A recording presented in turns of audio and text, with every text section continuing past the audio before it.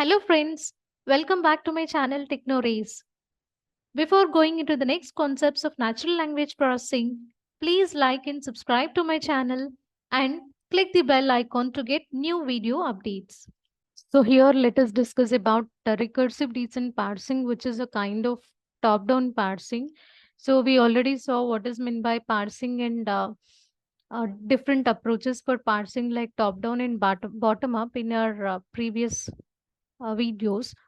So here we'll see recursive descent parsing. So recursive descent parser, it follows top-down parsing approach. So this parser, first it will check the syntax of the input stream by reading it from left to right. So that's the reason why this is also known as left-right parser. So if you see this, so here this parser is considered as one of the easiest method to understand, and it works from highest level down to lowest. So as it follows top-down parsing approach, it will start from highest level and move towards the lowest level. And it even makes an effort in order to check or validate. So it will check the correctness or incorrectness of the syntax. So whenever an input stream or whenever the input string is given, it will check the syntax to validate whether the syntax is correct or incorrect. And as I said you just now, it reads a sentence from left to right. So the parser here, it checks the syntax of the input stream of text by reading it from left to right. And the parser, it will first read the characters from the input stream. For example, the given input stream is my dog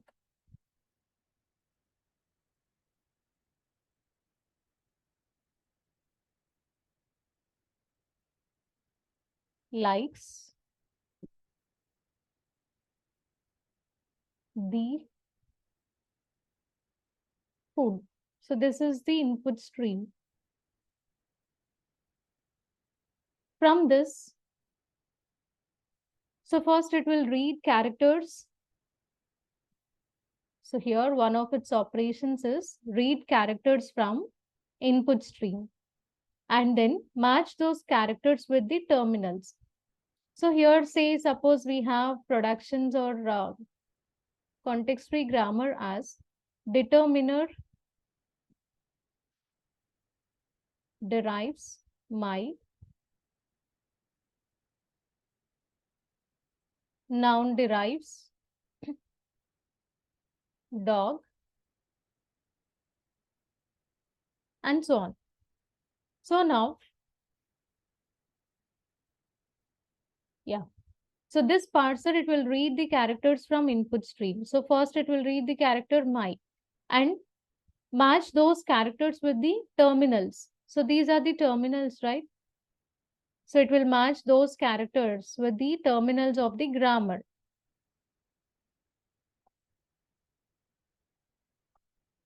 So in that way, this recursive descent parser will work.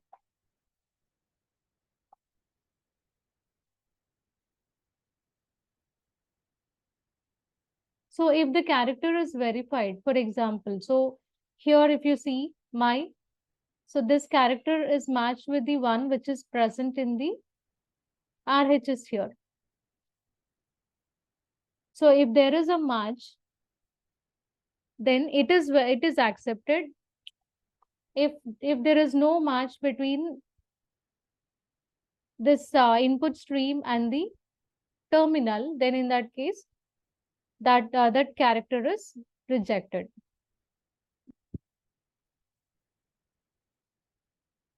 So let us see the procedure step by step. So if you see this is the simplest kind of parser, and in order to perform operations, first it will break the high level goal into several low level goals. So for example, if the production is like this, SP derives NP, VP. So it will break the high level goal. So here assume that our high level goal is yes. So that is the sentence or root word. You need to break that into several lower level sub goals. So based on the production, you need to break this goal. So S is divided, or it is broken down into NP and VP like this. So we have NP and VP. Similarly, even sub goals can be replaced by sub goals. Say if you have production as NP derives. So basic rule is NP derives determiner followed by noun. So if you take that rule, then this NP can be further divided into determiner and noun.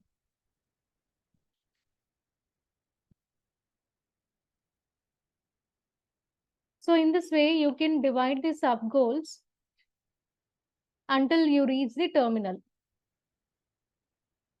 So here sub goals can be directly compared again as the input sequence. So if there is a match, then in that case, you can replace that POS tag with terminal. So after reaching this point, determiner, now from the production, it's clear that the term which matches with this determiner is the or my. So the sentence is my dog. So determiner is my. So if there is no match, parser must back up and try a different alternative. So if you have, instead of my, if you are having something else, say noun, then in that case, there is no match between this determiner and noun. So you need to move backward, which is nothing but backtracking, and you need to look for different alternative. So let us see this with example. So in the initial stage in recursive descent parser, we'll start with S, that is start symbol, and say suppose the given sentence is the dog saw a man in the park. So here we are starting with S. So this is our goal. So break that into sub goals. So as we know, S derives NP-VP. So we are taking that possibility. And after that, again, sub goal can be divided into sub goals. So we are dividing NP into determiner and noun. Now check the input string. So we are having the. So the is nothing but it's a determiner. So you can match that the with the determiner. So that is step 3. And after that, check whether we are having dog, whether we are having noun. So we have 2 nouns in this sentence. So one is man and second one is dog. So first we'll try with man and match that with input string. Say we are having production like this. Noun derives man and man or dog. In step 4, first we are matching that with man. But the second word in the given sentence is dog. So we can't take man in this case. So for that, again, you need to check the other possibility. So other possibility is dog. So you can match.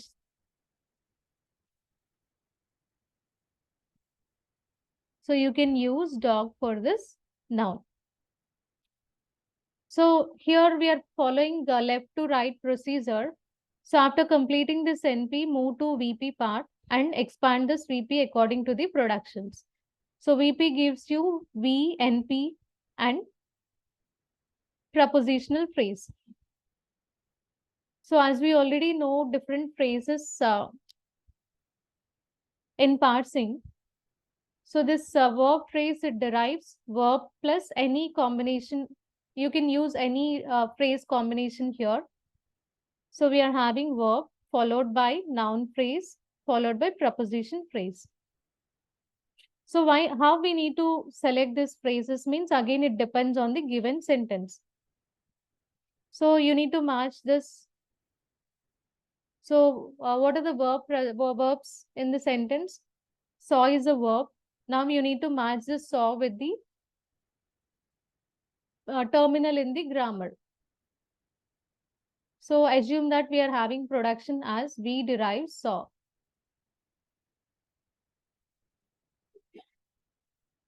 So match this saw in the string with terminal in the production. So if there is a match, then you can tag the saw with verb. Next, we are having noun phrase. So as we are using terms like a and man, you need to use noun phrase because a is a determiner and man is a noun. So noun phrase should be divided into determiner and noun. And again, just like how we compared in the previous case, here you need to use productions. For example, if you are having production as determiner is deriving A, then match this A in the string with terminal or RHS of the production. If there is a match, then you can tag the A with determiner. Next, noun. So as we already use one noun dog, we are left with one more noun, man. So there are three nouns, dog, man, and park. So till now, we are done till man. Now we are left with in the park. So for that, as in is a preposition, you need to consider preposition phrase also while dividing this verb phrase into multiple sub goals. So preposition phrase, again, it is divided into P and NP. So here P is in is P, and again NP is subdivided into determiner and noun as we are having the park. So the is determiner and park is noun.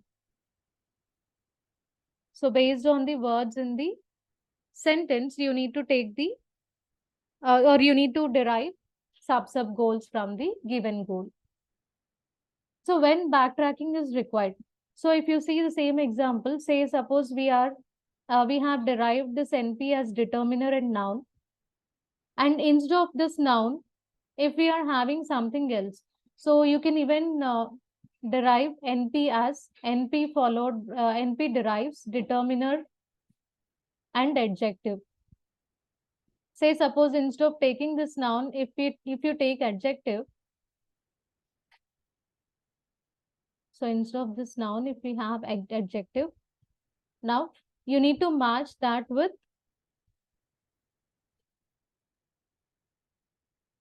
so adjective derives something.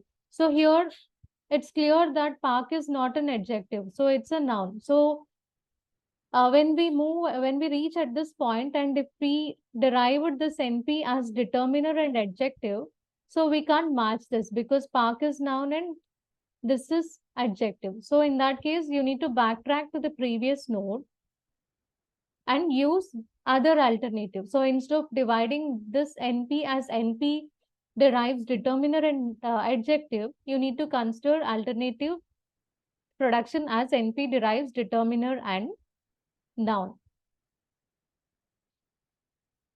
so that you can match this.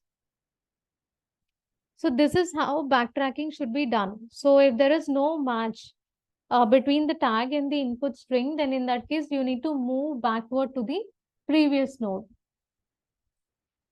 So that is backtracking. So this is a process for recursive descent parsing.